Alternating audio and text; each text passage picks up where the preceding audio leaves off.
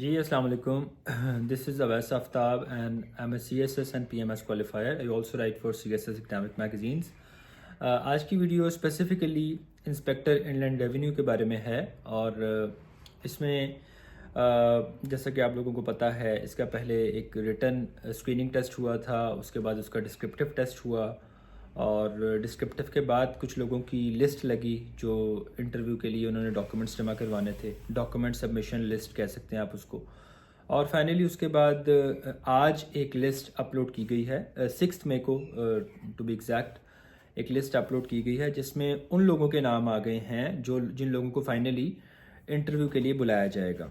ठीक है, तो फर्स्ट थिंग्स फर्स्ट, सबसे पहले तो काफ़ी स्पेकुलेशन दोबारा से शुरू हो गई है कि क्या कब इंटरव्यू होगा. तो उस बारे में मैं ये कहूँगा कि FPSC अपना स्केड्यूल खुद बनाती है, अपनी टाइमलाइन खुद बनाती है. मेनली कंपेटिटिव एग्ज़ाम पे वो लोग काम करते हैं. उसके अलावा वन पेपर MCQ या दूसरी जो जनरल रिक्रूटमेंट है वो भी टर्न बाय टर्न उस पर वो काम करते हैं. तो no one can say with certainty कि इंटरव्यू कब होगा. जब भी होगा, अब आपकी लिस्ट लग गई है तो इसका मतलब है कि लिस्ट उन्होंने लगा दी है और उसके बाद अब वो इंटरव्यू की तरफ जाएंगे. तो वो महीने में हो जाए, 2 महीने में हो जाए, 3 माह में हो जाए, वो कोई पता नहीं है. लेकिन ये बात सर्टन है कि इंटरव्यू अब करीब है, अब होने वाला है. पहले जब आप इस लिस्ट का वेट कर रहे थे तो तब तो एक लग रहा था कि पता नहीं कब होगा, लेकिन खैर अब वो इंटरव्यू करीब आ गया. तो जहन में कोई भी आप टाइमलाइन रख लें, 2 से 3 माह की आप रख लें, उस हिसाब से अपनी रिवीजन, अपनी तैयारी उसको प्लान करें. अच्छा, अभी I have received a lot of queries regarding this. इसके बाद इस इंटरव्यू लिस्ट के लगने के बाद काफ़ी सारी क्वेरीज मुझे आई हैं, उन पर मैं बात करना चाहूँगा. सबसे पहले तो 2 किस्म की इसमें लिस्टें मौजूद हैं. एक लिस्ट है उसमें तकरीबन कोई 1450 के करीब 1457 कैंडिडेट्स हैं who have finally qualified for the interview. They have been shortlisted for the interview. मतलब उनको इंटरव्यू के लिए बुलाया जाएगा.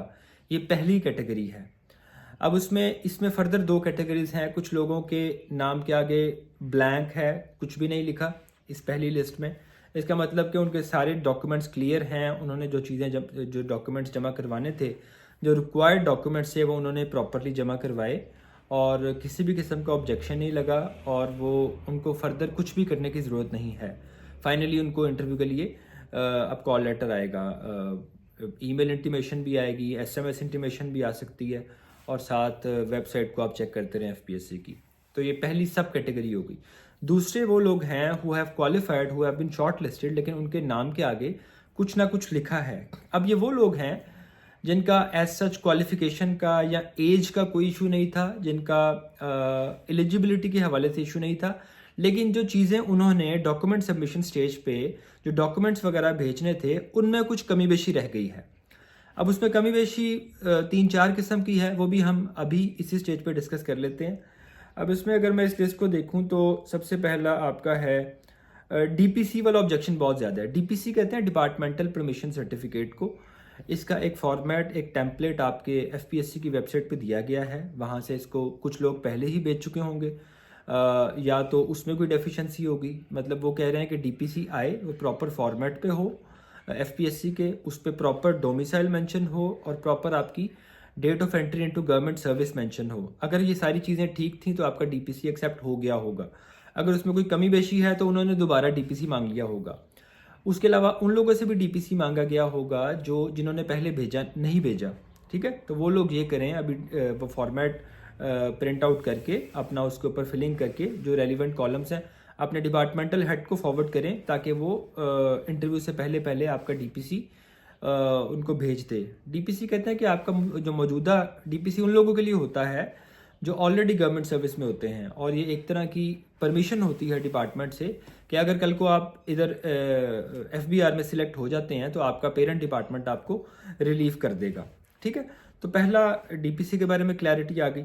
दूसरी बात, काफ़ी एक कॉमन ऑब्जेक्शन है कि आपने जो डॉक्यूमेंट्स भेजने थे अपनी मैट्रिक की, इंटर की और बैचलर्स की, आपने सर्टिफिकेट्स, सनदें और उसकी डिग्रीज़ वगैरह साथ भेजनी थी, तो वो आपने नहीं भेजी. वो अगर नहीं भेजी तो आप अब भेज दें और वो अटेस्टेड हों और अटेस्टेशन ऑफिसर का ऊपर नाम मेंशन हो. ठीक है, اس پہ لکھا گیا ہے شوئنگ نیم آف اٹیسٹیشن آفیسر اور سگنیچر اور اسٹیمپ دونوں ہوں. ٹھیک ہے, تو اٹیسٹڈ ڈاکومنٹس کی کاپیز روانہ کر دیں ایف پی ایس سی کے ایڈریس پہ اگر پہلے نہیں کیا. یہ ایسا بھی ہو سکتا ہے کہ آپ نے پہلے ڈاکومنٹس بھیجے ہیں, اس میں سے مطلب لائک آپ نے 5 ڈاکومنٹس بھیجے ہیں تو اس میں سے 4 ایکسیپٹ ہو گئے, ایک میں کوئی مسئلہ ہے. جیسا کہ آپ نے بیچلرس کی ڈگری بھیج دی لیکن اس کے ساتھ آپ نے اس کا مارکس شیٹ نہیں بھیجی, ڈیٹیلڈ مارکس سرٹیفکیٹ نہیں بھیجا. وہ کچھ انفارمیشن ایسی ہوتی ہے جو آپ کی ڈیٹیلڈ مارکس شیٹ پہ آتی ہے, آپ کی ڈگری پہ نہیں آتی. تو اس چیز کو ڈٹرمن کرنے کے لیے آپ نے اگر پہلے نہیں بھیجی تو مارکس شیٹ اب بھیج دینی ہے ساتھ.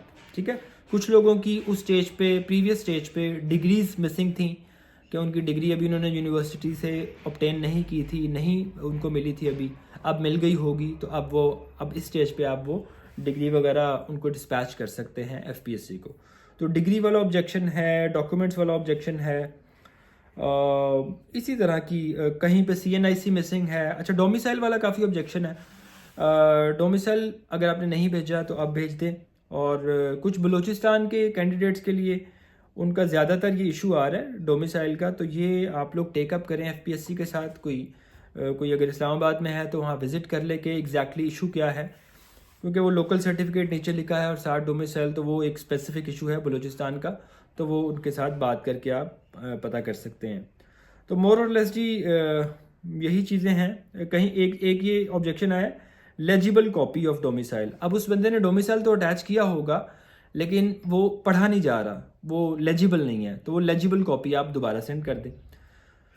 تو یہ جی آپ کی پہلی کیٹیگری کی دونوں میں نے سب ڈویژنس ڈسکس کر لیں, جس میں کچھ لوگوں کا بالکل کلیئر ہے, ان کو انٹرویو کی کال آئے گی. کچھ لوگ یہ ڈیفیشینٹ ڈاکومنٹس بھیجیں گے, اس کے بعد ان کو کال آئے گی. اور یہ ڈاکومنٹس آپ نے انٹرویو میں لے کے نہیں جانے, آپ نے اس سے پہلے بھیجنے ہیں تاکہ آپ کی ایلیجیبلٹی ہر طرح سے کلیئر ہو جائے. ٹھیک ہے, تو یہ ڈاکومنٹس آپ نے پہلے روانہ کر دینے ہیں ان کے ایڈریس پہ, اور اگر اسلام آباد کی ویسینٹی میں ہیں تو آپ بائی ہینڈ بھی کروا سکتے ہیں.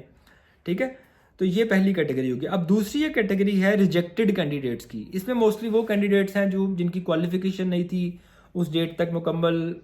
ایسا ہوتا ہے کہ بعض اوقات ڈیٹ آف ایلیجیبلٹی تک آپ کا رزلٹ نہیں آیا ہوتا, تو وہ بھی ایک وجہ بنی ہے. آپ کی ایج زیادہ ہے, وہ چیزیں, تو وہ اس میں کافی سارے لوگوں کو ریجیکٹ کر دیا گیا, لیکن بہت زیادہ کو نہیں کیا گیا. اس میں تقریباً ریجیکٹڈ کینڈیڈیٹس ہیں 148 لوگوں کو ریجیکٹ کر دیا گیا. تو یہ دوسری کیٹیگری بن گئی. اب تیسری کیٹیگری وہ ہے جن کا نام دونوں لسٹوں میں نہیں ہے, نہ پہلی لسٹ میں نہ دوسری لسٹ میں.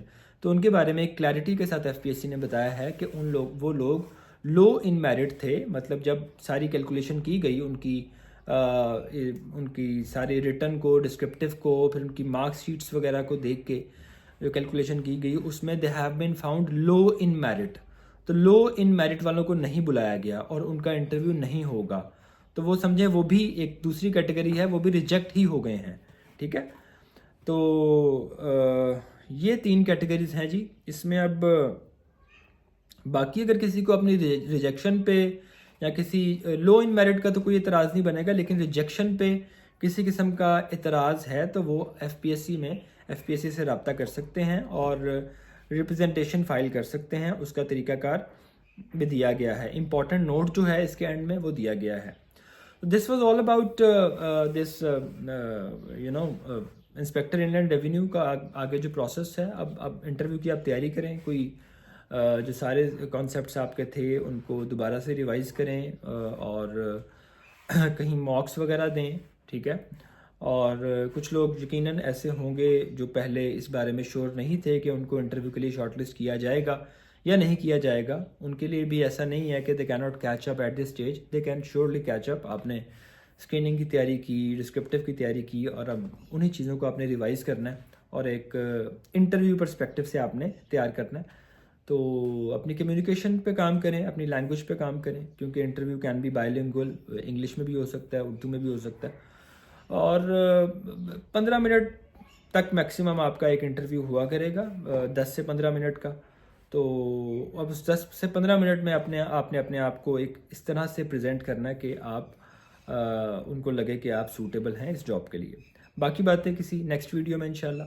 اپنا خیال رکھیں. اللہ حافظ.